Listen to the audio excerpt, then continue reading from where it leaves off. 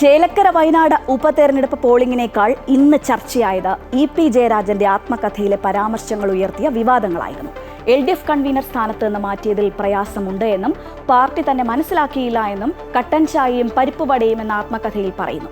പാലക്കാട്ടെ ഇടത് സ്ഥാനാർത്ഥി പി സരിൻ അവസരവാദി എന്നും പരാമർശമുണ്ട്. പ്രചരിക്കുന്നത് തന്റെ ആത്മകഥയിലെ ഭാഗങ്ങളല്ല എന്നും നിയമ നടപടി സ്വീകരിക്കുമെന്നും ഇ.പി. ജയരാജൻ പറഞ്ഞു. വിവാദത്തിനു പിന്നാലെ പുസ്തകം പ്രസിദ്ധീകരിക്കുന്നത് DC ബുക്സ് മാറ്റിവെച്ചു. ഇ.പി. ജയരാജന്റെ കട്ടൻ ചായയും പരിപ്പുവടയും എന്ന DC ബുക്സ് പ്രസിദ്ധീകരിക്കുന്ന ആത്മകഥയിലെ സുപ്രധാന ഭാഗങ്ങളാണ് പുറത്തുവന്നത്. LDF കൺവീനർ സ്ഥാനത്ത് നിന്ന് തന്നെ മാറ്റിയതിൽ വിഷമമുണ്ടെന്നും പാർട്ടി തന്നെ മനസ്സിലാക്കിയില്ലെന്നും പ്രസക്ത ഭാഗങ്ങളിൽ പറയുന്നു. BJP നേതാവ് പ്രകാശ് ജാവദേക്കറുമായുള്ള കൂടിക്കാഴ്ച വിവാദമാക്കിയതിനു പിന്നിൽ ഗൂഢാലോചനയുണ്ടെന്നും വിമർശനമുണ്ട്. എന്നാൽ ആത്മകഥ താൻ എഴുതി തീർന്നിട്ടില്ലെന്നും DC ബുക്സിനെതിരെ നിയമ നടപടി സ്വീകരിക്കുമെന്നും ഇ.പി. ജയരാജൻ പറഞ്ഞു. ഇത് പ്രസിദ്ധീകരിക്കാൻ ആരെയും ചുമതലപ്പെടുത്തിയിട്ടില്ല. ഞാനിത് പൂർത്തീകരിച്ചു കഴിഞ്ഞിട്ടില്ല. ഇപ്പോഴും എഴുതിക്കൊണ്ടിരിക്കുകയാണ്.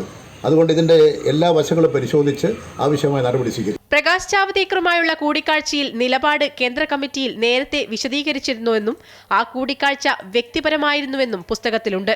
BJP നേതാവ് ശോഭാ സുരേന്ദ്രൻ പറയുന്നത് പച്ചക്കള്ളമാണെന്നും ഒരു തവണ മാത്രമാണ് അവരെ കണ്ടതെന്നും അതും പൊതുസ്ഥലത്ത് വച്ചായിരുന്നെന്നും ഇ.പി. തുറന്നു പറയുന്നു. പാലക്കാട്ടെ ഇടത് സ്ഥാനാർത്ഥി സരിനെതിരെ കടുത്ത വിമർശനവും പുസ്തകത്തിലുണ്ട്.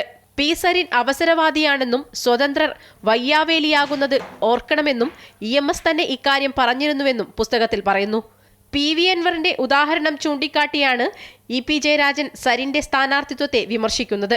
വോട്ടിംഗ് ദിനത്തിൽ പുറത്തുവന്നിരിക്കുന്ന ആത്മകഥയിലെ പ്രസക്ത ഭാഗങ്ങൾ പാർട്ടിയെയും പ്രതിരോധത്തിലാക്കുന്നുണ്ട്. അതേസമയം വിവാദങ്ങൾക്കു പിന്നാലെ പുസ്തകത്തിന്റെ പ്രകാശനം മാറ്റിവെക്കുന്നതായി DC ബുക്സ് സാമൂഹ്യമാധ്യമങ്ങളിലൂടെ അറിയിച്ചു.